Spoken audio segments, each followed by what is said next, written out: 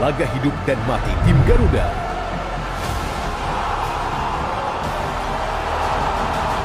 Tim kebanggaan Indonesia siap menghadapi musuh bebuyutannya, Malaysia. Saksikan laga pamungkas Grup B, Minggu 19 Desember pukul 6:30 malam.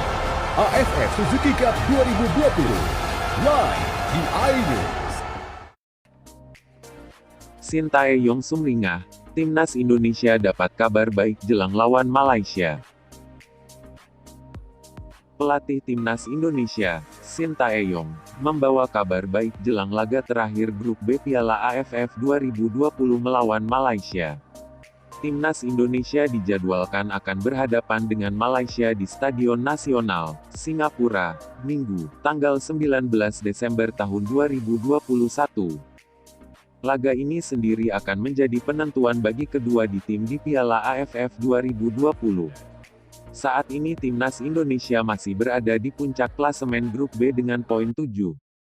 Timnas Indonesia hanya membutuhkan hasil imbang untuk mengunci tiket menuju semifinal Piala AFF 2020. Sementara itu, jalan terjal harus dilewati oleh Malaysia. Pasalnya, saat ini Malaysia hanya berada di peringkat ketiga dengan poin 6.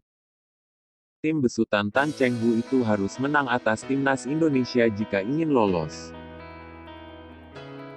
Strategi bunglon Sintayong di Timnas Indonesia, seberapa ampuh untuk ganyang Malaysia?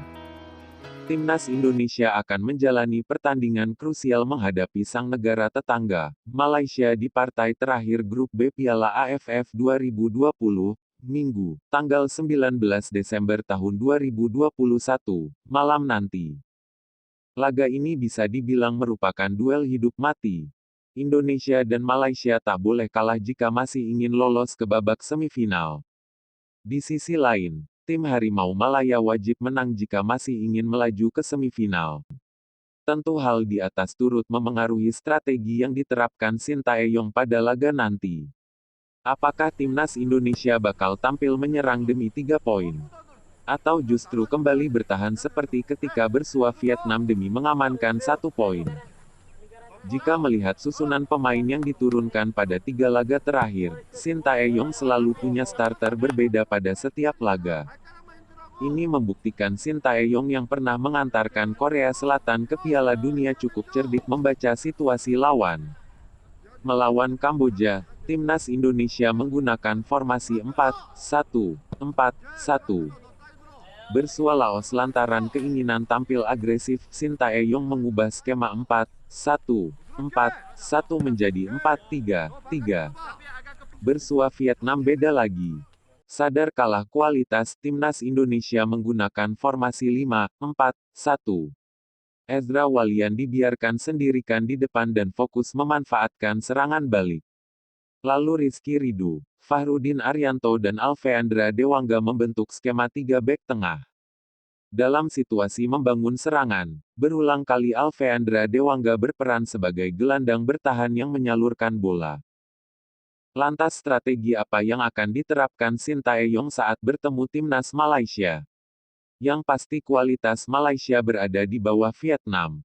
Namun patut diingat, saat dihajar Vietnam, pelatih Tan Cheng Hu tidak bisa menurunkan banyak pemain terbaiknya akibat COVID-19 dan cedera.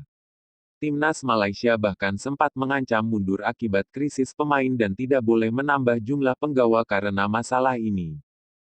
Artinya di atas kertas, Timnas Malaysia dengan kekuatan penuh merupakan ancaman buat Timnas Indonesia. Apalagi Safawi Rashid dan kawan-kawan punya waktu pemulihan kondisi lebih panjang. Menarik tentunya menunggu apakah Sintayong merespons situasi di tim Malaysia saat ini dengan tampil menyerang atau justru lebih bertahan. Keberadaan Elkan Bagot di lini belakang jelas menambah kekuatan tim di lini belakang. Satu yang disayangkan, Egy Maulana Fikri belum bisa bergabung lantaran belum dilepas timnya. Keberadaan Bagot besar kemungkinan akan membuat Sintayong kembali pede menggunakan skema 4 pemain belakang. Dengan asumsi, Timnas Indonesia bakal berusaha menyerang abis Malaysia. Bagaimana jika ia berpikir lebih baik Timnas Indonesia kembali bertahan? Tentunya masih terlalu banyak teka-teki jika berbicara formasi. Namun apapun itu, Shin Tae-yong sepertinya bakal kembali membuat kejutan. Apa kejutan itu? Yuk sama-sama kita tunggu laga akbar ini.